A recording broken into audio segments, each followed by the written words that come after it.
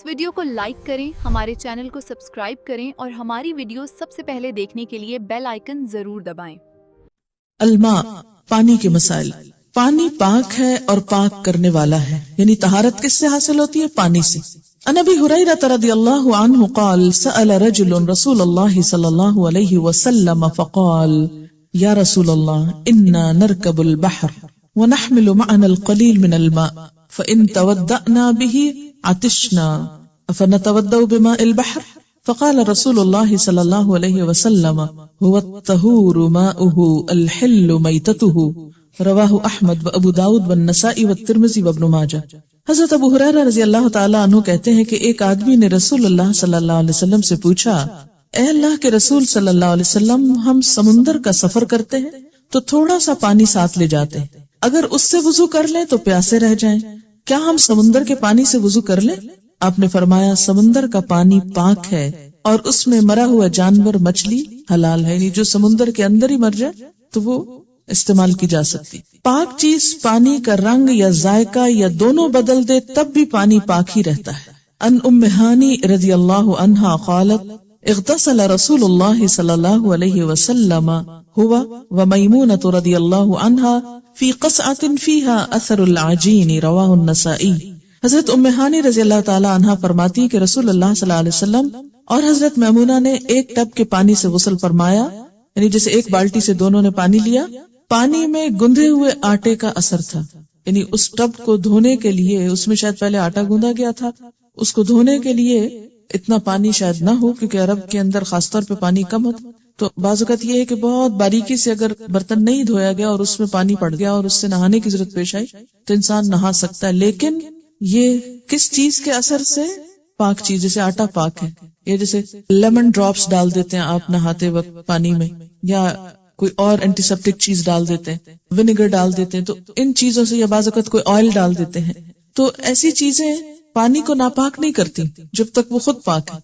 अब उससे क्या होता है? पानी की खुशबू बदल जाती है, बाज़-औक़ात रंग बदल जाता है, बाज़-औक़ात जायका बदल जाता है, तो इससे पानी नापाक नहीं होता, उससे तहारत हासिल की जा सकती है। बिल्ली का जूठा पानी नापाक नहीं होता, यानी अगर टब में से बिल्ली पानी पी गई तो उससे आप नहा सकते हैं। मियाँ बीवी दोनों बैक वक्त एक ही बर्तन के पानी से वुजू कर सकते हैं, यानी मर्द के पानी में हाथ डालने से पानी नापाक नहीं होता कि बीवी उस पानी से नहा नहीं सकती, या औरत के पानी में हाथ डालने से पानी नापाक नहीं हो जाता कि दूसरा नहीं नहा सकता उससे। अन आयशा रज़ियल्लाहु अन्हा क़ालत कुन्तु अतवद्दउ अना व रसूलुल्लाह सल्लल्लाहु अलैहि वसल्लम मिन इनाइन वाहिद क़द असाबत मिन्हु अल-हिर्रतु क़ब्ल ज़ालिक रवाहु इब्न माजा। हज़रत आयशा रज़ियल्लाहु ताला अन्हा फरमाती हैं कि मैं और रसूलुल्लाह सल्लल्लाहु अलैहि वसल्लम एक ही बर्तन से वुजू करते, हालांकि इस पानी से बिल्ली पी चुकी होती। इसे इब्न माजा ने रिवायत किया है। अन अबी क़तादा रज़ियल्लाहु अन्हु अन्न रसूलुल्लाह सल्लल्लाहु अलैहि वसल्लम क़ाल फ़िल हिर्रति इन्नहा लैसत बिनजस इन्नमा हिय मिन अत-तव्वाफ़ीन अलैकुम वत-तव्वाफ़ात रवाहु अबू दाऊद व नसाई व तिर्मिज़ी व इब्न माजा। हजरत अबू कतादा रज़ियल्लाहु ताला अन्हु से रिवायत है कि रसूलुल्लाह सल्लल्लाहु अलैहि वसल्लम ने बिल्ली के बारे में फरमाया कि ये नापाक नहीं है, बल्कि तुम्हारे पास घरों में आती जाती रहती है। इसे अबू दाऊद, नसाई, तिर्मिज़ी और इब्न माजा ने रिवायत किया है। इस्तेमाल शुदा पानी में नजासत न पड़ी हो तो पाक ही रहता है। नजासत का क्या माना? कोई डर्ट या फिल्थ वगैरह। अन जाबिर इब्न अब्दुल्लाह रज़ियल्लाहु अन्हुमा क़ाल जाअ रसूलुल्लाह सल्लल्लाहु अलैहि वसल्लम यऊदुनी व अना मरीदुन ला अक़िलु फतवद्दअ व सब्ब अलय्य मिन वुदूइही फअक़ल्तु रवाहु अल-बुख़ारी। हज़रत जाबिर बिन अब्दुल्लाह रज़ियल्लाहु ताला अन्हुमा कहते हैं कि मैं बीमारी की वजह से बेहोश था, बुखार वगैरह होगा शायद। रसूलुल्लाह सल्लल्लाहु अलैहि वसल्लम मेरी बीमार पुरसी के लिए तशरीफ लाए, आपने वुजू किया और वुजू से बचा हुआ पानी मुझ पर डाल दिया, यानी जैसे किसी ऊंची जगह पर बैठ के वुजू वगैरह करते हैं, हाथ धोए, बाजू धोए, चेहरा धोया, तो वो जो पानी बचा वो पानी सिर्फ जिस्म को टच करने से नापाक नहीं हो जाता, उसी पानी को आपने जाबिर के ऊपर डाल दिया तो उनको होश आ गया। इसे बुखारी ने रिवायत किया है। पानी में नजासत शामिल हो जाए तो पानी नापाक हो जाता है। अन जाबिर रज़ियल्लाहु अन्हु अन रसूलिल्लाह सल्लल्लाहु अलैहि वसल्लम अन्नहु नहा अन युबाला फिल माइर राकिद रवाहु मुस्लिम। हजरत जाबिर रज़ियल्लाहु ताला अन्हु से रिवायत है कि रसूलुल्लाह सल्लल्लाहु अलैहि वसल्लम ने खड़े पानी में पेशाब करने से मना फरमाया। खड़ा पानी से मुराद क्या है? जैसे किसी टब में है, बाल्टी में है, या किसी ऐसी जगह पर है जो बह नहीं रहा, पोंड है लेकिन छोटा है। इसे मुस्लिम ने रिवायत किया है। آداب الخلا، خلا کا لفظی مطلب ہوتا ہے خالی ہونا.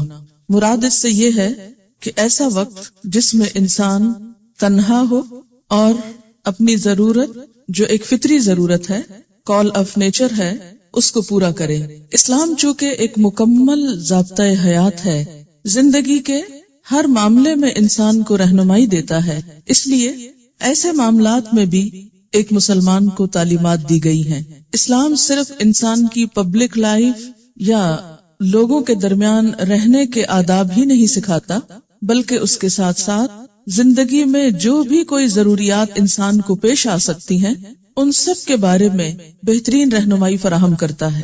روایات میں آتا ہے کہ یہود نے ایک مرتبہ مسلمانوں کا مذاق اڑایا اسی بات پر کہ تمہارا پیغمبر کیسا پیغمبر ہے جو تمہیں رفع حاجت کے آداب بھی بتاتا ہے. تو اس پر مسلمانوں نے کسی قسم کا کوئی احساس کمتری محسوس نہیں کیا، بلکہ اس کو دین کا ایک بہترین حصہ قرار دیا کہ ہاں واقعی ہمارا دین ہمیں چھوٹے چھوٹے معاملات میں بھی بہترین رہنمائی فراہم کرتا ہے، کیونکہ ہمارا دین کوئی مصنوعی دین نہیں، صرف ظاہریت کی اصلاح نہیں کرنا چاہتا. انسان کے ظاہر کے ساتھ اس کی تنہائی کے اوقات، اس کے اپیرنس سے لے کر اس کے انر سیلف، ہر چیز کی اصلاح اور تزکیہ اور بھلائی چاہتا ہے. اسی لیے یہ آداب ہمیں سکھائے گئے ہیں. پہلی بات یہ کہ بیت الخلاء میں داخل ہونے اور نکلنے کے وقت دعا پڑھنا چاہیے، یعنی اس موقع پر بھی رب کو نہیں بھولنا چاہیے. ٹوائلٹ میں جاتے ہوئے کیا پڑھا جائے؟ ان انس رضی اللہ عنہ قال کان رسول اللہ صلی اللہ علیہ وسلم اذا دخل الخلاء یقول اللہم انی اعوذ بک من الخبث والخبائث، متفق علیہ. حضرت انس رضی اللہ تعالی عنہ فرماتے ہیں کہ رسول اللہ صلی اللہ علیہ وسلم جب بیت الخلاء میں داخل ہوتے تو فرماتے اللہم انی اعوذ بک من الخبث والخبائث، یا اللہ میں ناپاک جنوں اور جننیوں سے تیری پناہ مانگتا ہوں. اسے بخاری اور مسلم نے روایت کیا ہے. یاد رکھیے کہ گزشتہ زمانے میں لوگوں کے گھروں کے اندر ایسے انتظامات نہیں تھے. ایسی ضرورت پوری کرنے کے لیے لوگ عموماً گھر سے باہر دور خالی جگہ پر خلا میں چلے جاتے جہاں دور دور تک کوئی نظر نہ آتا، ویرانہ جگہ ہوتی، اور ویرانہ ہونے کی وجہ سے بھی بسا اوقات اس بات کا خدشہ ہوتا کہ جن یا مؤنث جن یعنی جننیاں انسان پر حملہ آور نہ ہو. کیوں؟ اس لیے کہ ایسے موقع پر یعنی شیطان جو ہے وہ گندگی کو پسند کرتا ہے. عموماً جنوں کا ٹھکانہ ویرانوں میں ہوتا ہے، تو اس بات کا خطرہ تھا کہ وہ انسان کو نقصان نہ دے. ہم دیکھتے ہیں کہ دور جاہلیت میں عرب ایسی جگہوں پر جنوں کی پناہ مانگتے تھے کہ ہم جن کی پناہ میں آتے ہیں، جبکہ اللہ کے سوا کسی کی پناہ طلب کرنا درست نہیں.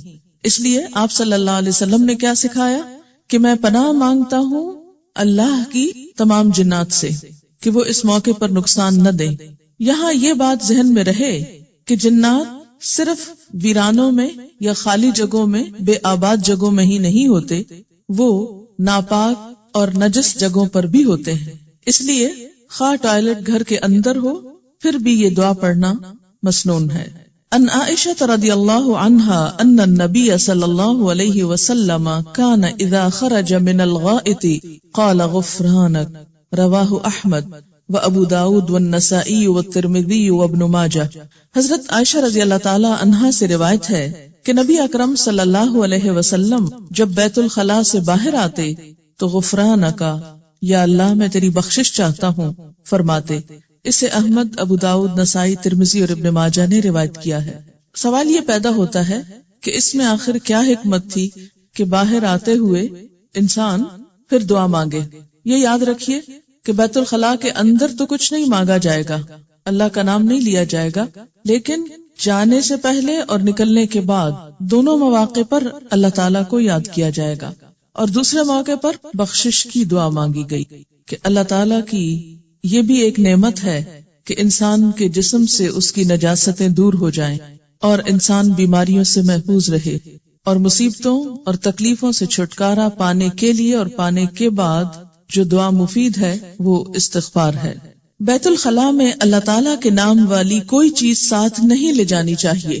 ان انس بن مالک رضی اللہ عنہ قال کان رسول اللہ صلی اللہ علیہ وسلم اذا دخل الخلاء وضع خاتمه رواہ الترمذی والنسائی وابن ماجہ۔ حضرت انس بن مالک رضی اللہ تعالی عنہ فرماتے ہیں کہ رسول اللہ صلی اللہ علیہ وسلم جب بیت الخلاء میں جانے کا ارادہ فرماتے تو اپنی انگوٹھی جس پر محمد رسول اللہ تحریر تھا اتار دیا کرتے تھے۔ وضع کا لفظ جس کا مطلب ہے رکھ دیا کرتے تھے کہیں اور۔ تو اس سے کیا پتہ چلتا ہے کہ اگر گلے میں کوئی ایسا لاکٹ ہو جس پر آیت الکرسی یا قرآن کی کوئی آیت یا اللہ کا لفظ لکھا ہوا ہو تو اس لاکٹ کو پہن کر، یا اگر انگوٹھی میں کوئی ایسی چیز کندہ ہو یا کوئی بھی ایسے اوراق یا کاغذ جس پہ اللہ کا نام لکھا ہو، ان کو بھی جیب وغیرہ میں رکھ کر اس کام کے لیے نہیں جانا چاہیے، کیونکہ یہ شاعر اللہ کی بے ادبی کے مترادف ہے۔ کھلے میدان میں رفع حاجت کے وقت منہ یا پیٹھ قبلہ کی طرف نہیں کرنی چاہیے، البتہ طہارت خانے کے اندر یا دیوار کی اوٹ میں ایسا کیا جا سکتا ہے۔ ان ابی ہریرہ رضی اللہ عنہ ان رسول اللہ صلی اللہ علیہ وسلم قال اذا جلس احدکم علی حاجۃ فلا يستقبلن القبلة ولا يستدبرها رواہ مسلم۔ حضرت ابو ہریرہ رضی اللہ عنہ سے روایت ہے کہ رسول اللہ صلی اللہ علیہ وسلم نے فرمایا، جب کوئی آدمی رفع حاجت کے لیے بیٹھے تو منہ یا پیٹھ قبلے کی طرف نہ کرے، یعنی قبلہ نہ سامنے ہو نہ پیچھے ہو۔ اسے مسلم نے روایت کیا ہے۔ لیکن دوسری روایت دیکھیے، ان ابن عمر رضی اللہ عنہما قال رقیت علی بیت اختی حفصہ فرأیت رسول اللہ صلی اللہ علیہ وسلم قاعدا لحاجته مستقبل الشام مستدبر القبلة رواہ مسلم۔ حضرت عبداللہ بن عمر رضی اللہ تعالی عنہما فرماتے ہیں کہ میں اپنی بہن ام المؤمنین حضرت حفصہ رضی اللہ تعالی عنہا کے گھر کی چھت پر چڑھا تو میں نے رسول اللہ صلی اللہ علیہ وسلم کو چھت پر رفع حاجت کے لیے بیٹھے ہوئے دیکھا۔ آپ صلی اللہ علیہ وسلم کا منہ شام کی طرف اور پیٹھ قبلے کی طرف تھی۔ اسے مسلم نے روایت کیا ہے۔ تو اس سے کیا پتہ چلتا ہے کہ کسی دیوار یا بند کمرے کے اندر اگر پیٹھ قبلے کی طرف ہو جائے تو کوئی حرج نہیں۔ مسلمان ملکوں میں تو عام طور پر ایسا ہوتا ہے کہ ٹوائلٹ بناتے وقت اس بات کا خیال رکھا جاتا ہے کہ قبلہ سامنے یا پیچھے کی طرف نہ ہو، لیکن عام طور پر جب آپ ایسے ممالک میں جاتے ہیں کہ جہاں پر کوئی بھی فن تعمیر اسلامی اصولوں کے تحت نہیں ہوتا تو وہاں بسا اوقات ایسی چیز دیکھنے میں آتی ہے کہ آپ کا رخ عین قبلے کی طرف ہوگا یا بیک ہو سکتی ہے، تو اس میں ایسا نہیں کہ انسان اپنی حاجت کو پورا نہ کرے۔ اسلام ایسا دین نہیں ہے کہ جو انسان پر ناقابل برداشت تکلیف ڈالے۔ ایسی صورت میں جب آپ ایسے ٹوائلٹس میں جائیں بغیر کسی پریشانی کے اسے استعمال کریں، کیونکہ یہ بات نبی صلی اللہ علیہ وسلم سے ثابت ہے۔ ہاں، جب آپ خالی میدان میں کہیں ہو تو اس میں یہ ہے کہ انسان پھر اس کے اپنے بس میں ہوتا ہے کہ جس طرف چاہے منہ کر لے، اور خالی میدان میں ایسا کرنا ممنوع ہے۔ رفع حاجت کے وقت پرائیویٹ پارٹ کو دایاں ہاتھ لگانا منع ہے، دائیں ہاتھ سے استنجا کرنا بھی منع ہے۔ ان ابی قتادہ رضی اللہ عنہ قال قال رسول اللہ صلی اللہ علیہ وسلم لا يمسكن احدكم ذكره بيمينه وهو يبول ولا يتمسح من الخلاء بيمينه ولا يتنفس في الاناء رواہ مسلم۔ حضرت ابو قتادہ رضی اللہ تعالی عنہ کہتے ہیں کہ رسول اللہ صلی اللہ علیہ وسلم نے فرمایا، پیشاب کرتے وقت کوئی آدمی پیشاب کی جگہ کو دائیں ہاتھ سے نہ چھوئے، نہ ہی دائیں ہاتھ سے استنجا کرے، نہ ہی کوئی چیز پیتے وقت برتن میں پھونک مارے۔ اسے مسلم نے روایت کیا۔ سوال یہ پیدا ہوتا ہے کہ ایسا کرنے سے کیوں منع کیا گیا؟ اسلام میں ہر چیز کا ادب سکھایا گیا ہے، اور ایک بنیادی ادب کیا ہے کہ سب اچھے کام، صاف ستھرے کام دائیں ہاتھ سے کیے جائیں، اور نجس کام یا جن چیزوں میں ناپاکی ہے وہ بائیں ہاتھ سے کیے جائیں۔ مثلاً اگر آپ کو ناک صاف کرنا ہے تو بایاں ہاتھ استعمال کریں۔ استنجا کرنا ہے، اور استنجا کا مطلب کیا ہے کہ اپنے آپ کو واش کرنا ہے رفع حاجت کے بعد، تو بائیں ہاتھ سے نجاست دور کریں۔ اسی طرح کھانے میں پھونک نہیں مارے. یہ تو آج ہم کو پتا چلا کہ انسان کی پھونک میں کاربن ڈائی آکسائڈ ہے جو ایک زہریلی گیس ہے اور نقصان دہ ہے صحت کے لیے، اس لیے اس کو نہیں پھونکنا چاہیے. لیکن 1400 سال پہلے یہ ادب سکھا دیا گیا کہ کھانے کے اندر مت پھونکو. بہت سے لوگ مسلمان ہوتے ہوئے ان آداب کو ملحوظ نہیں رکھتے اور اسلام کا حسن ختم ہو کر رہ جاتا ہے جو دراصل انسان کی شخصیت میں جھلکتا ہے. کیا گرم چائے ہے تو پھونکے مار مار کے پی رہے ہیں، نوالے کو ٹھنڈا کرنا ہے تو منہ سے ٹھنڈا کر رہے ہیں. یہ حرکتیں کسی مسلمان کی نہیں ہو سکتی. ہمیں خود بھی ان چیزوں سے بچنا چاہیے اور اپنے بچوں کو بھی یہ ادب سکھانا چاہیے. طہارت دائیں طرف سے شروع کرنی چاہیے. ان عائشہ رضی اللہ عنہا قالت ان كان رسول الله صلی اللہ علیہ وسلم ليحب التيمن في طهوره اذا تطهر وفي ترجله اذا ترجل وفي انتعاله اذا انتعل. رواہ مسلم. حضرت عائشہ رضی اللہ تعالی عنہا فرماتی ہیں کہ رسول اللہ صلی اللہ علیہ وسلم طہارت کرنے، کنگھا کرنے، جوتا پہننے میں دائیں طرف سے آغاز پسند فرمایا کرتے تھے. اسے مسلم نے روایت کیا ہے. کان رسول اللہ صلی اللہ علیہ وسلم لا يحب التيمن في طهوره اذا تطهر وفي ترجله اذا ترجل وفي انتعاله اذا انتعل. رواہ مسلم. طہارت کرنے میں جیسے ہاتھ دھو رہے ہیں تو پہلے دایاں ہاتھ، مثلاً آپ برش کر رہے ہیں تو پہلے دائیں طرف کے دانتوں کو صاف کیا جائے، کنگھی کر رہے ہیں تو پہلے دائیں طرف کے بال جو ہیں ان کو سیدھا کیا جائے. اسی طرح جوتا پہن رہے ہیں تو پہلے دایاں جوتا پہنا جائے. کرنے کو یہ چھوٹے چھوٹے کام ہیں لیکن یہی ایک مسلمان کی شناخت بن جاتے ہیں. راستے اور سائے کی جگہ میں رفع حاجت کرنا منع ہے.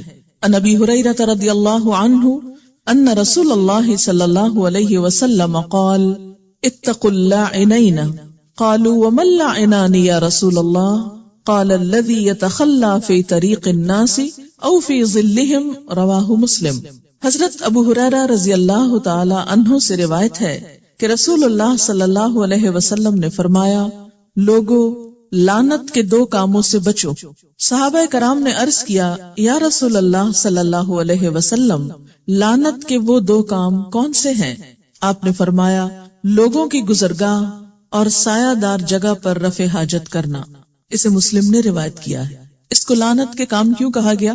اس لیے کہ جب کوئی شخص ایسا اذیت دینے والا کام کرے گا تو لوگوں کی بد دعا لے گا، لوگوں کو ستائے گا اور ان کے دل کی آہ لے گا.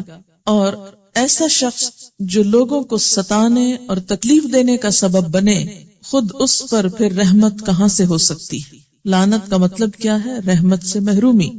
کبھی بھی کسی گزرگاہ میں، گزرنے کی جگہ پر اور سایہ دار جگہ پر جو لوگوں کے بیٹھنے، آرام کرنے یا سکون لینے کی ہو، یا اس کے علاوہ کوئی بھی اور جگہ جو دوسروں کے سامنے ہو، یعنی جہاں لوگوں کی نظر پڑتی. اگر اس چیز کو سامنے رکھ کر دیکھا جائے تو آپ دیکھیں کہ ہمارے ہاں جو گلیوں بازاروں میں لوگ بیٹھ کر سر عام ایسے کام کر رہے ہوتے ہیں، وہ کس قدر ناپسندیدہ ہے. اس سے پتہ چلتا ہے کہ ہم کہنے کو تو مسلمان ہیں لیکن اسلامی اخلاق و آداب سے دور دور کا واسطہ نہیں، اس لیے کہ سکھائی نہیں گئی. ایسی باتیں تو ویسے ہی کوئی نہیں کرتا کہ یہ شرم و حیا کی باتیں. راستوں پہ بیٹھنا تو شاید حیا ہے اور اس سے منع کرنا شرم و حیا کے خلاف ہے، کیونکہ سب ویلیوز پلٹ گئی. جس چیز کو حیا کہا جانا چاہیے تھا وہاں حیا کا نام نہیں. اور آپ دیکھیے کہ جب راستوں میں ایسا کام ہوتا ہے تو کوئی بھی شخص اس کے بعد جب گزرتا ہے تو کتنا تکلیف دہ ہو جاتا ہے ایسے راستے سے گزرنا بھی جس میں نجاست ہو. استنجا کرنے کے لیے مٹی کے کم از کم 3 ڈھیلے یا پانی استعمال کرنا چاہیے. یعنی اگر کوئی شخص ایسی جگہ پر ہو جہاں پانی نہ ہو اور صرف مٹی ہو تو مٹی چونکہ پاک کرنے والی ہے، اس سے صفائی کر لی جائے تو وہ پاکی کا کام دے گی، یعنی انسان اس کے بعد نماز وغیرہ پڑھ سکتا ہے. لیکن پانی کا استعمال پسندیدہ ہے. قرآن پاک میں خاص طور پر اہل قباء کی جو تعریف کی گئی وہ اسی وجہ سے تھی کہ وہ اپنی طہارت میں پانی استعمال کرتے تھے. لیکن اگر مٹی استعمال کی جائے تو صرف 1 دفعہ پونچھنا کافی نہیں، مٹی کے ڈھیلے سے اس کے لیے 3 دفعہ ضروری ہے. تاکہ نجاست کا کوئی اثر باقی نہ رہے۔ گوبر اور ہڈی سے استنجا کرنا منع ہے۔ ان انس رضی اللہ عنہ قال کان رسول اللہ صلی اللہ علیہ وسلم يدخل الخلاء فاحمل انا وغلام نحوی اداوة من ماء وعنزة فيستنجي بالماء متفق علیہ۔ حضرت انس رضی اللہ تعالی عنہ فرماتے ہیں کہ رسول اللہ صلی اللہ علیہ وسلم جب قضاء حاجت کے لیے تشریف لے جاتے تو میں اور میری عمر کا ایک دوسرا لڑکا پانی کا لوٹا اور برچھی اٹھا کر آپ کے ساتھ جاتے۔ رسول اللہ صلی اللہ علیہ وسلم رفع حاجت کے بعد پانی سے طہارت حاصل کرتے۔ اسے بخاری اور مسلم نے روایت کیا ہے۔ یہاں سے 3 چیزیں پتہ چلتی ہیں۔ نمبر 1 یہ کہ آپ جب تشریف لے جاتے تو بچے آپ کی خدمت کے لیے جاتے۔ اس سے کیا پتہ چلتا ہے کہ بڑوں کی خدمت، خواہ وہ والدین ہوں، نانا نانی ہوں، دادا دادی ہوں، یا کوئی اور بزرگ ہوں یا استاد ہوں، ایسا کرنا بھی سنت سے ثابت ہے۔ اس سے بچوں کی ٹریننگ بھی ہوتی ہے اور ایک تعلق ڈیولپ ہوتا ہے۔ کسی کی خدمت کرنے سے انسان دعائیں لیتا ہے، اس کی محبت حاصل ہوتی ہے اور انسانوں کے درمیان وہ جو انس کی کیفیت ہے وہ بڑھتی ہے۔ دوسری صورت کیا ہے کہ بچے والدین کو شکل نہ دکھائیں اور ان کا کوئی کام کر کے نہ دیں۔ اس سے دونوں کے درمیان تعلقات اچھے نہیں ہو سکتے۔ اس لیے ماں ہونے کی حیثیت سے آپ کا فرض ہے کہ اپنے بچوں کو خاص طور پر گھر میں اگر کوئی بزرگ ہو، دادا دادی وغیرہ ہو یا کوئی بھی بڑا ہو، خواہ آپ کا ان سے اختلاف ہی کیوں نہ ہو، لیکن اپنے بچوں کی خیرخواہی کے لیے بچوں سے وقتاً فوقتاً ان کی خدمت کے کام کروائیں تاکہ وہ ان کی دعائیں لیں اور ان میں خدمت کی عادت ہو۔ دوسری بات یہ کہ برچھی اٹھا کر ساتھ جاتے تھے۔ یہ کس کام کے لیے؟ آپ کو معلوم ہے کہ انسان اگر کسی ایسی زمین پر بیٹھتا ہے جو بالکل فلیٹ ہوتی ہے یا سخت ہوتی ہے تو اس سے کیا ہوتا ہے؟ چھینٹے اڑتے ہیں۔ تو برچھی جو ہے اس سے وہ ایریا نرم کیا جا سکتا ہے۔ یہ بات ہو رہی ہے جیسے کسی جنگل میں یا کسی باہر کے علاقے میں رفع حاجت کے لیے جانے کے وقت، تو اس سے کیا ہے کہ اگر اس کی نوک زمین پر کچھ مار دی جائے تو وہ ایریا نرم ہو جائے گا۔ دوسرا یہ ہے کہ بعد میں بھی کچھ اور مٹی اٹھا کر اس نجاست کو ڈھکا جا سکتا ہے۔ اس سے یہ مت سمجھے کہ یہ کام وہ بچے کرتے تھے، یہ کام آپ خود کرتے تھے، لیکن صرف لے جانے کی حد تک وہ بچے ساتھ جاتے لے کر۔ برچھی کے 3 مقاصد ہو سکتے ہیں: طہارت کے لیے زمین کھودنا، جانوروں سے بچنے کے لیے، کیونکہ جو لوگ جنگل میں جاتے تھے وہاں پر بسا اوقات سانپ بچھو وغیرہ کا ڈر بھی ہوتا تھا، بسا اوقات اور کسی جانور کا بھی، تو اس سے حفاظت کے لیے بھی استعمال ہوتی۔ اسی طرح پردے کے لیے، یعنی زمین میں گاڑ کے اوپر کپڑا وغیرہ کھڑا کر دیا جاتا۔ ان سلمان رضی اللہ عنہ قال قیل له قد علمکم نبیکم صلی اللہ علیہ وسلم کل شیء حتی الخراءۃ قال فقال اجل لقد نهانا ان نستقبل القبلہ لغائط او بول او ان نستنجی بالیمین او ان نستنجی باقل من 3 احجار او ان نستنجی برجیع او بعزم، رواہ مسلم۔ حضرت سلمان فارسی رضی اللہ تعالی عنہ سے کہا گیا ازراہ تمسخر، مذاق اڑاتے ہوئے، تمہارے نبی صلی اللہ علیہ وسلم نے تمہیں ہر چیز کی تعلیم دی ہے، حتیٰ کہ پیشاب پخانہ کی بھی۔ یعنی یہ مذاق اڑایا جا رہا تھا کچھ لوگوں کی طرف سے مسلمانوں کا کہ یہ کیسا دین ہے، اس میں اتنی گندی باتیں کی جاتی۔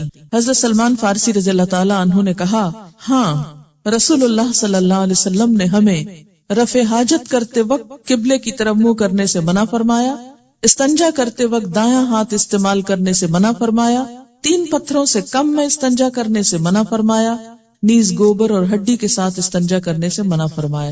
اسے مسلم نے روایت کیا۔ یعنی بجائے شرمانے کے اور جھجکنے کے اور جھیپنے کے اور شرمندہ ہونے کے، کیا ہے اس تعلیم کو واضح کر دیا جائے کہ ہاں ہم ایسے مواقع پر بھی نہایت ادب والے لوگ ہیں، بہت سے ایٹیکیٹس جانتے ہیں۔ نماز سے قبل بیت الخلاء سے فارغ ہونا ضروری ہے۔ رفع حاجت کے وقت نماز کھڑی ہو جائے تو پہلے اطمینان سے رفع حاجت سے فارغ ہونا چاہیے۔ یعنی یہ بھی ادب کے خلاف ہے کہ انسان کو ضرورت کہیں اور جانے کی ہے اور وہ جائے نماز پہ کھڑا ہو جائے اور سارا دھیان اس کا کسی اور طرف ہی رہے۔ اس سے نماز میں خشوع و خضوع نہیں آ سکتا۔ ان عبداللہ ابن ارقم قال قال رسول اللہ صلی اللہ علیہ وسلم اذا اراد احدکم الغائط وأقيمت الصلاة فليبدأ به رواہ ابن ماجہ۔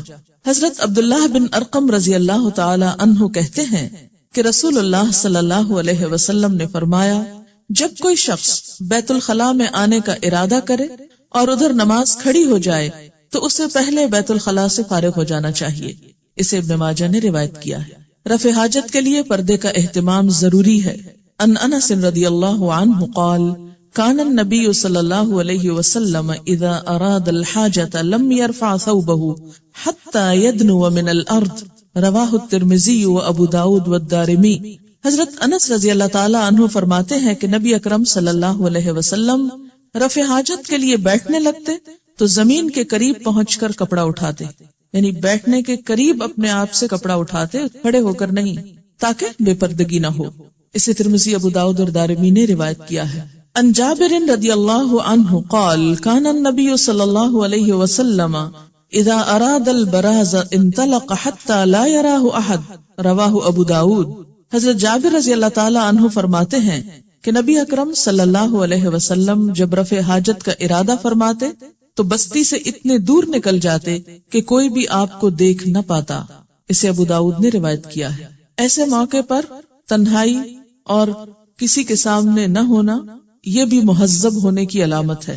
آج کی بہت سی مہذب قومیں اس سے خالی ہیں، اس تہذیب سے، اس سلیقے سے۔ یونیورسٹی میں میری ایک کلیگ تھی، وہ چائنا گئی چھٹیوں میں، سمر میں واپس آئی تو میں نے ان سے پوچھا کہ کیسا رہا، تو انہوں نے بتایا کہ باقی تو سب ٹھیک تھا لیکن ایک چیز کی بہت تکلیف تھی، اور وہ یہ کہ سفر کے دوران بعض جگہ پر ایسے پبلک ٹوائلٹس میں جانے کا اتفاق ہوا کہ جہاں پردے کا پوری طرح اہتمام نہیں تھا، اور اس چیز کی بے حد تکلیف ہوتی تھی کیونکہ ان کے ہاں اس قسم کی شرم و حیا کا خاص تصور ہی نہیں تھا۔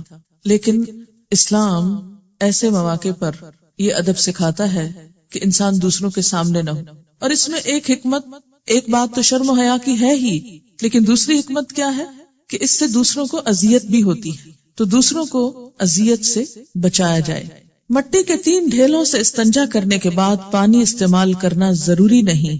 ان عائشہ رضی اللہ عنہا قالت قال رسول اللہ صلی اللہ علیہ وسلم اذا ذهب احدكم الى الغائط فليذهب معه ب3 احجار يستطيب بهن فانها تجزئ عنه رواہ احمد و ابو داود والنسائی والدارمی۔ حضرت عائشہ رضی اللہ تعالی عنہا کہتی ہیں کہ رسول اللہ صلی اللہ علیہ وسلم نے فرمایا، جب رفع حاجت کے لیے جاؤ تو مٹی کے 3 ڈھیلے ساتھ لے جاؤ، پانی کی بجائے یہی کافی ہے، یعنی ڈھیلوں سے مکمل طہارت حاصل ہو جائے گی جس کے بعد نماز پڑھنا جائز ہے، الا یہ کہ اگر پانی ہو تو استعمال کرنا افضل ہے، اگر نہیں تو دل میں کوئی خلش نہ رہے کہ ہم ناپاک ہیں اور ہم نماز نہیں پڑھ سکتے۔ مٹی سے بھی مکمل طہارت حاصل ہو جاتی۔ استنجا اور وضو کے لیے الگ الگ برتن استعمال کرنے چاہیے، یعنی وضو کا لوٹا الگ ہو، استنجے کا لوٹا الگ ہو۔ اور اس کی وجہ کیا ہے؟ بنیادی طور پر کہ ہو سکتا ہے کہ استنجے کا لوٹا کسی وجہ سے نجس ہو گیا ہو، اور اگر اسی میں پانی ڈال کر کلی کر رہے ہیں، ناک میں پانی ڈال رہے ہیں، ہاتھ منہ دھو رہے ہیں، تو ہو سکتا ہے کہ نجاست کا کوئی حصہ جسم کے اندر چلا جائے اور وہ صحت کے لیے بھی نقصان دہ ہو، یا پھر یہ کہ اس سے مکمل طہارت حاصل نہ ہو۔ استنجا کرنے کے بعد ہاتھ پاک کرنے کے لیے کلمہ شہادت پڑھنا سنت سے ثابت نہیں۔ عن ابی ہریرہ رضی اللہ عنہ قال كان النبی صلی اللہ علیہ وسلم اذا اتى الخلاء اتیتہ بماء في تورة او ركوة فاستنجى ثم مسح يده على الارض ثم اتیتہ باناء آخر فتودأ رواہ ابو داود۔ حضرت ابو ہریرہ رضی اللہ تعالی عنہ فرماتے ہیں کہ نبی اکرم صلی اللہ علیہ وسلم جب بیت الخلاء کے لیے تشریف لاتے تو میں آپ کو پانی کا لوٹا یا چمڑے کی چھاگل لا کر دیتا۔ آپ صلی اللہ علیہ وسلم استنجا کرتے اور مٹی پر ہاتھ مل کر صاف کرتے، پھر میں آپ کو دوسرے برتن میں پانی دیتا تو آپ وضو فرماتے۔ اسے ابو داؤد نے روایت کیا ہے۔ اس سے بھی کیا پتہ چلتا ہے کہ ایک تو وضو اور استنجے کا برتن الگ الگ، دوسرے اگر صابن میسر نہ ہو، بعض اوقات آپ ایسی جگہ پر ہوتے ہیں کہ جہاں صابن نہیں ہوتا، تو ایسے موقع پر بھی انسان کو ہاتھ صاف کرنے چاہیے، اور اس کے لیے مٹی بہترین جراثیم کش ہے۔ مٹی کے ساتھ ہاتھ رگڑ کر جیسے برتنوں کے اوپر بسا اوقات لوگ راکھ اور مٹی وغیرہ مل کے ان کو صاف کرتے ہیں، اسی طرح ہاتھوں کے اوپر بھی مٹی مل کے ان کو دھویا جا سکتا ہے۔ رفع حاجت کے دوران بات کرنا منع ہے۔ ان ابن عمر رضی اللہ عنہما ان رجلا مر ورسول اللہ صلی اللہ علیہ وسلم یبول فسلم فلم يرد علیہ، رواہ مسلم۔ حضرت عبداللہ بن عمر رضی اللہ تعالی عنہما سے روایت ہے کہ رسول اللہ صلی اللہ علیہ وسلم پیشاب کر رہے تھے، ایک آدمی کا ادھر سے گزر ہوا، اس نے آپ کو سلام کیا لیکن آپ نے اس کا جواب نہیں دیا، اسے مسلم نے روایت کیا ہے۔ رفع حاجت کرنے کے بعد استنجا کرنے سے طہارت حاصل ہو جاتی ہے، وضو کرنا ضروری نہیں، یعنی کر لیا جائے تو اچھا ہے، لیکن اگر کوئی وضو نہیں کر سکتا تو صرف استنجا بھی کافی ہے۔ ان ابن عباس رضی اللہ عنہما یقول كنا عند النبي صلی اللہ علیہ وسلم فجاء من الغائط وأتي بطعام فقيل له الا تتوضأ قال لما للصلاة، رواہ مسلم۔ حضرت عبداللہ بن عباس رضی اللہ تعالی عنہما فرماتے ہیں کہ ہم نبی اکرم صلی اللہ علیہ وسلم کے پاس تھے، آپ رفع حاجت کے بعد تشریف لائے تو کھانا لایا گیا، عرض کیا گیا آپ کھانے سے پہلے وضو نہیں فرمائیں گے؟ آپ نے ارشاد فرمایا کیا نماز پڑھنا ہے کہ وضو کروں؟ اسے مسلم نے روایت کیا ہے۔ اور اس سے کتنی آسانی ہو گئی، ورنہ اگر استنجا کے بعد وضو بھی لازم ہوتا تو لوگ کتنی مشقت میں پڑ جاتے۔ رفع حاجت سے طہارت حاصل کرنے کے بعد ہاتھوں کو مٹی یا صابن وغیرہ سے اچھی طرح صاف کرنا چاہیے۔ ان میمونہ رضی اللہ عنہا ان النبی صلی اللہ علیہ وسلم اغتسل من الجنابۃ فغسل فرجه بيده ثم دلك بها الحائط ثم غسلها ثم تودأ وضوءه للصلاة، رواہ البخاری۔ حضرت میمونہ رضی اللہ عنہا ام المومنین سے روایت ہے کہ نبی اکرم صلی اللہ علیہ وسلم نے غسل جنابت شروع کیا تو پہلے اپنے بائیں ہاتھ سے شرمگاہ کو دھویا، پھر وہ ہاتھ دیوار پر رگڑا، کس لیے؟ کیونکہ دیوار مٹی سے لیپی ہوئی تھی اور مٹی سے رگڑ کر جیسے صابن سے رگڑتے ہیں، پھر اسے پانی سے دھویا، پھر نماز کے وضو کی طرح کا وضو کیا، اسے بخاری نے روایت کیا ہے۔ کھڑے ہو کر پیشاب کرنا منع ہے، البتہ بیماری یا تکلیف کے باعث کھڑے ہو کر پیشاب کرنے کی رخصت ہے۔ ان عائشہ رضی اللہ عنہا قالت من حدثکم ان رسول اللہ صلی اللہ علیہ وسلم بال قائما فلا تصدقوه ما كان يبول الا جالسا، رواہ احمد والنسائی والترمذی وابن ماجہ۔ حضرت عائشہ رضی اللہ تعالی عنہا فرماتی ہے کہ جو شخص یہ کہے کہ رسول اللہ صلی اللہ علیہ وسلم کھڑے ہو کر پیشاب کرتے تھے، اس کی تصدیق مت کرو، کیونکہ آپ صلی اللہ علیہ وسلم ہمیشہ بیٹھ کر پیشاب کرتے تھے، اسے احمد، نسائی، ترمذی، ابن ماجہ نے روایت کیا۔ ان حذیفہ قال رأیتنی انا والنبی صلی اللہ علیہ وسلم نتماشى فأتى صباطة قوم خلف حائط فقام كما يقوم احدكم فبال فانتبذت منه فاشار الي فجئته فقمت ان اقبه حتى فرغ، رواہ البخاری۔ حضرت حذیفہ رضی اللہ تعالی عنہ فرماتے ہیں کہ میں اور نبی اکرم صلی اللہ علیہ وسلم جا رہے تھے کہ ہمارا گزر کسی قوم کے کوڑے کرکٹ کے ڈھیر پر ہوا، تو نبی صلی اللہ علیہ وسلم ایک دیوار کے پیچھے کھڑے ہوئے اور پیشاب کیا، میں آپ سے الگ ہو گیا تو آپ نے اشارے سے مجھے اپنے پاس بلایا تاکہ پردہ ہو جائے، یعنی قریب کھڑا کیا، چنانچہ میں آپ صلی اللہ علیہ وسلم کے پیچھے کھڑا ہو گیا حتیٰ کہ آپ پیشاب سے فارغ ہو گئے، اسے بخاری نے روایت کیا ہے۔ کھڑے ہو کر پیشاب کرنے کے بارے میں آپ نے منع تو فرمایا، لیکن آپ کا اپنا عمل اس کے خلاف کیوں تھا؟ نعوذ باللہ آپ کے قول و فعل میں تضاد نہ تھا، اس کی ایک وجہ تھی، اور وجہ کیا کہی گئی کہ آپ کے پاؤں میں زخم تھا جس کی وجہ سے آپ کے لیے بیٹھنا ممکن نہ تھا یا بیٹھنے کی وہ جگہ مناسب نہ تھی، اس لیے بوجہ مجبوری آپ کھڑے ہوئے۔ اس سے کیا پتہ چلتا ہے کہ دین کے اصولوں میں رخصت بھی ہے اور رعایت بھی ہے۔ بیماری، بڑھاپا یا سردی کے باعث برتن میں پیشاب کرنا درست ہے، جیسے بوڑھے لوگوں کو بیڈ پر ہی اگر پیشاب کرانا مقصود ہو تو اس میں حرج نہیں۔ ان امیمہ بنت رقیقہ رضی اللہ عنہا قالت کان للنبی صلی اللہ علیہ وسلم قدح من عیدان تحت سریرہ یبول فیہ باللیل، رواہ ابو داود والنسائی۔ حضرت امیمہ بنت رقیقہ رضی اللہ عنہما فرماتی ہیں کہ رسول اللہ صلی اللہ علیہ وسلم کی چارپائی کے نیچے ایک لکڑی کا پیالہ رکھا رہتا جس میں آپ صلی اللہ علیہ وسلم رات کے وقت پیشاب کیا کرتے تھے، یعنی دور جنگل میں نہیں جاتے یا گھر سے باہر نہیں جاتے۔ اس سے یہ بھی پتہ چلتا ہے کہ بیڈ بیڈ روم کے ساتھ ہی اگر ٹوائلٹ ہو تو اس میں بھی حرج نہیں ہے، کوئی غلط بات نہیں ہے، کیونکہ اگر آپ کے بیڈ کے نیچے ایسا برتن تھا تو بیڈ کے ساتھ ہی ایسی جگہ کا ہونا کوئی باعث عار نہیں ہے۔ سوال یہ ہے ٹوائلٹ کے اندر اللہ کے نام کو نہیں لے جانا چاہیے، کوئی لکھی ہوئی چیز کو، تو جو لوگ وہاں پر اخبار اور رسالے پڑھتے ہیں ان کے بارے میں کیا خیال ہے؟ ایسا نہیں کرنا چاہیے اور یہ علم کی بے حرمتی ہے۔ نجاست والی جگہیں ایسی ہیں کہ جن سے جلد از جلد فارغ ہو جانا چاہیے، کیونکہ یہ سب چیزیں بھی عادت سے متعلق ہیں۔ آپ جس طرح اپنے آپ کو ٹرین کریں گے، بلکہ بچپن سے جس طرح آپ بچوں کو ٹرین کریں گے، اسی طرح بڑے ہو کر وہ عادتیں پختہ ہو جاتی ہیں۔ تو ایسی عادات کو بدلنا چاہیے۔ وہاں نہ ذکر کیا جاتا ہے، نہ ہی کچھ پڑھا جا سکتا ہے، اور نہ ہی وہاں کتابیں وغیرہ اس طرح رکھنی چاہیے، کیونکہ نجس جگہ ہے یہ۔ ان کا سوال ہے اگر کوئی بچہ بچپن سے لیفٹ ہینڈڈ ہو تو اس کے بارے میں کیا حکم ہے؟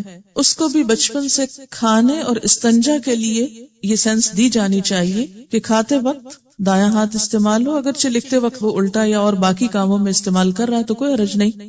اگر واقعی اس کی کوئی ایسی ریزنز ہیں تو زبردستی جبرن سیدھا ہاتھ نہ استعمال کروائیں، اللہ یہ کہ ٹریننگ دینی پڑتی ہے۔ آپ دیکھیے کہ جب بچے چھوٹے ہوتے ہیں تو میں نے یہ دیکھا ہے کہ عموماً وہ بایاں ہاتھ زیادہ استعمال کرتے، لیکن ڈانٹے ڈپٹے بغیر اور غصہ کیے بغیر آپ آرام سے اس کو دائیں طرف لے آئیں، ٹرین کر دیں، تو ایسا کرنا اگرچہ تھوڑا مشکل ہوگا لیکن ہو جاتا ہے۔ آپ کو معلوم ہے کہ جیپنیز اپنے بچوں کو صرف دائیں ہاتھ سے نہیں بائیں ہاتھ سے بھی لکھنا سکھاتے ہیں، ایکولی دونوں ہاتھوں سے لکھنا سکھاتے ہیں بچپن سے، اور بچے سیکھ جاتے ہیں۔ بچوں کو آپ جس طرح چاہیں ٹرین کر لیں۔ حضرت عمر رضی اللہ تعالیٰ عنہ کے بارے میں بھی آتا ہے کہ وہ دونوں ہاتھوں میں برابر کی قوت رکھتے تھے، دونوں ہاتھ استعمال کر سکتے تھے۔ لیکن یہ ہوتا ہے کہ کسی شخص کے ایک ہاتھ میں قوت زیادہ ہوتی ہے دوسرے کی نسبت، اور بعض لوگوں کی یہ بائیں ہاتھ میں زیادہ ہوتی ہے۔ پھر بسا اوقات والدین کی غفلت سے وہ چیز روٹین یا عادت میں شامل ہو جاتی ہے۔ ایسی شکل میں بھی نجاست کے لیے بایاں ہاتھ ہی مخصوص ہونا چاہیے اور کھانے کے لیے دایاں ہاتھ، کیونکہ ایک حدیث میں آتا ہے کہ ایک شخص جو بائیں ہاتھ سے کھا رہا تھا، آپ نے اس کو بائیں ہاتھ سے کھانا منع کیا تو اس نے کہا میں دائیں سے کھا نہیں سکتا، تو آپ ناراض ہوئے اور فرمایا خدا کرے کبھی نہ کھا سکو۔ اور پھر کہا جاتا ہے کہ وہ شخص مرتے دم تک اپنا دایاں ہاتھ منہ تک نہ لے جا سکا۔ تو اس سے پتہ چلتا ہے کہ نبی صلی اللہ علیہ وسلم نے اس چیز کو بہت سخت ناپسند کیا کہ کھانے کے وقت بایاں ہاتھ استعمال کیا جائے۔ یہ جو ٹوائلٹس ہیں یا نجس جگہ ہیں، یہ شیطان کی آماج گاہیں بھی ہوتی ہیں، اور اس کے علاوہ ناپسندیدہ جگہ بھی ہیں۔ ایسی جگہوں پر بلا ضرورت بہت دیر بیٹھے رہنا یہ درست نہیں ہے، کیونکہ جادوگر عموماً نجس چیزوں کا استعمال کرتے ہیں جادو میں، اور جنات کا حملہ بھی یہیں پر ہوتا ہے، انگزائٹی وغیرہ کے امراض پیدا ہو سکتے ہیں۔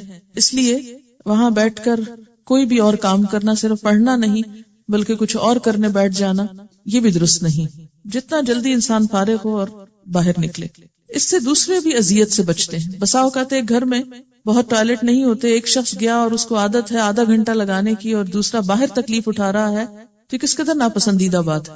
ہسبینڈ اینڈ وائف میں بعض اوقات صرف کلیشز اس بات پر ہو جاتے ہیں کہ ایک جو ہے وہ بہت زیادہ ٹائم اس میں استعمال کرتا ہے اور دوسروں کو بلا وجہ اذیت میں مبتلا کرتا ہے۔ تو اس میں یہ ہے کہ جتنا جلدی انسان ان چیزوں سے فارغ ہو تو بہتر ہے۔ دیکھیں کہ مسلم شاور ہو تو ہاتھ سے استنجا کرنا ضروری ہے یا نہیں؟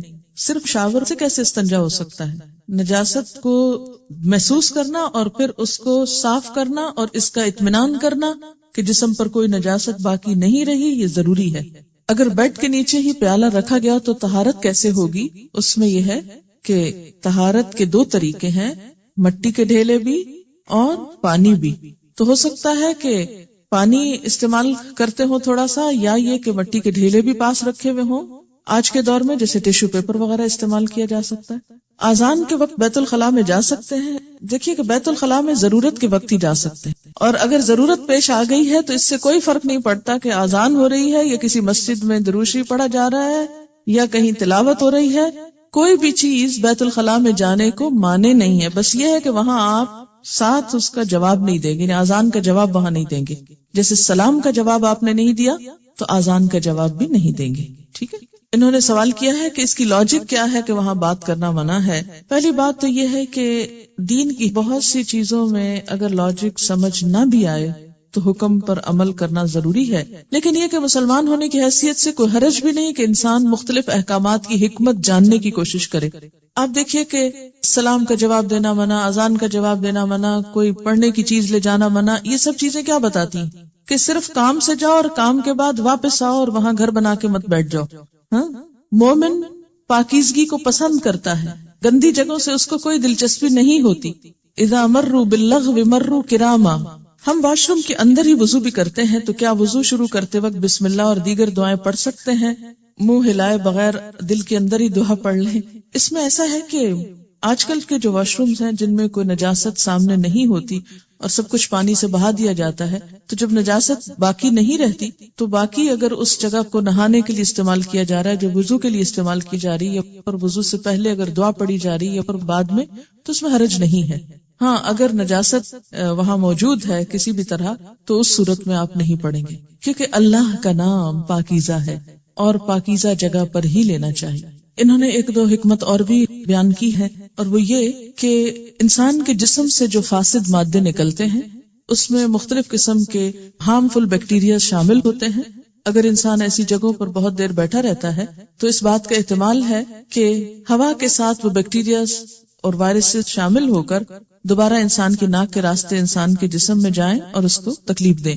دوسرا یہ کہ پیشاب کے اندر ایسڈ بھی ہوتا ہے، اور وہ جب جسم کو بہت دیر تک لگا رہتا ہے اور اس کو دھویا نہیں جاتا تو وہ بھی بیماری اور تکلیف کا سبب بنتا ہے۔ تو اس لیے کیا حکم ہے کہ ایسی اذیتوں سے، نجاستوں سے فارغ ہو کر اپنے آپ کو پاک کرو، صاف کرو اور فوراً وہاں سے ہٹ جاؤ۔ پھر آپ دیکھیے کہ مسلمان کو زیادہ دیر تک تنہائی میں بھی ننگے بیٹھنے سے منع کیا گیا ہے۔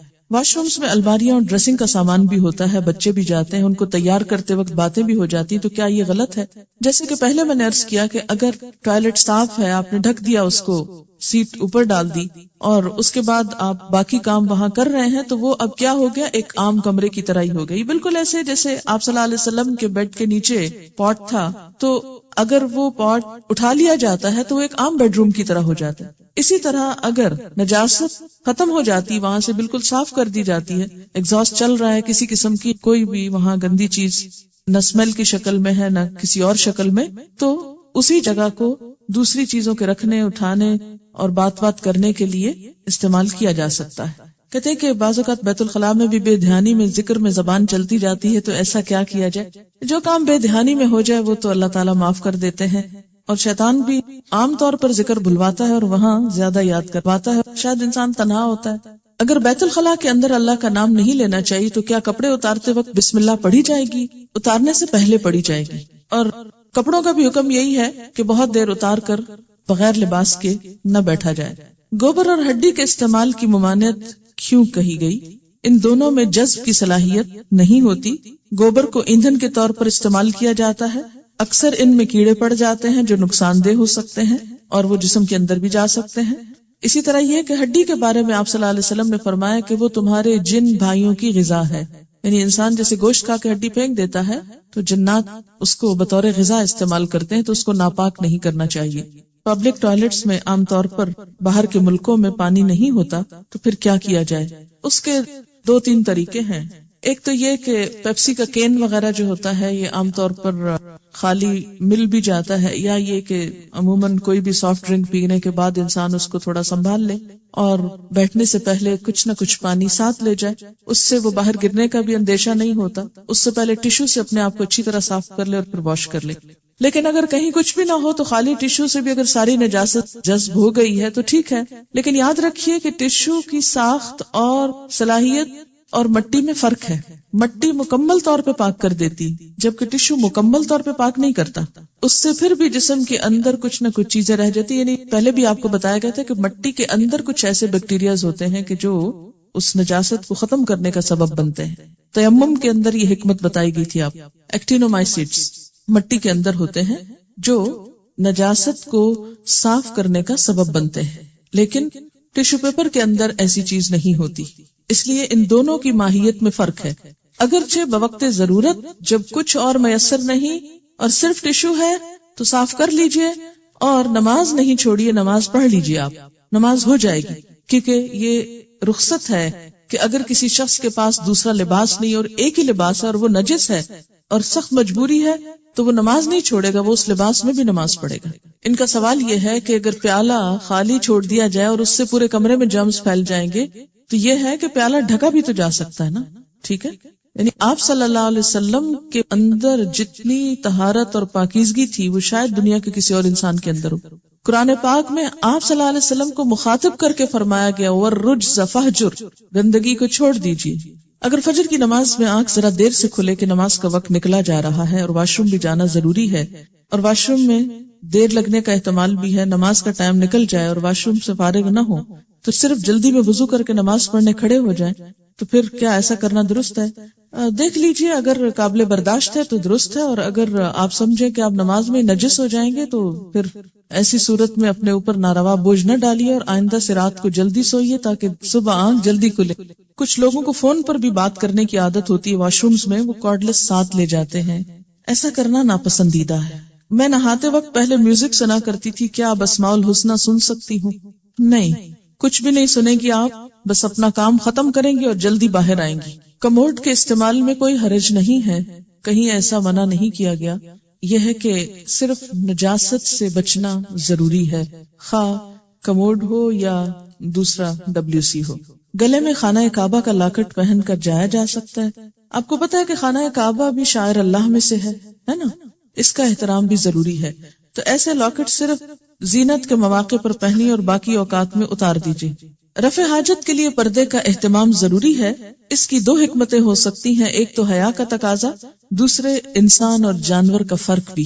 جانوروں میں سے بھی بعض ہر جگہ نجاست نہیں بکھیرتے، بہت سمجھدار ہوتے ہیں، لیکن کچھ پرندے وغیرہ یہ نہیں دیکھتے کسی کا سر ہے یا کپڑا ہے یا کیا ہے، وہ شروع ہو جاتے ہیں۔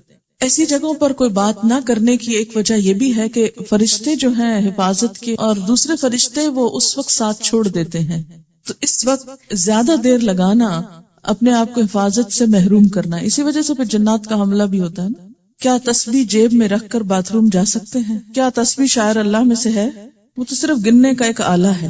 یاد رکھیے کہ شاعر اللہ صرف وہ ہیں کہ جن کو اللہ تعالیٰ نے خود شاعر بنایا ہے، مثلاً قرآن پاک ہے یا پھر مساجد ہیں یا پھر اسی قسم کی اور چیزیں۔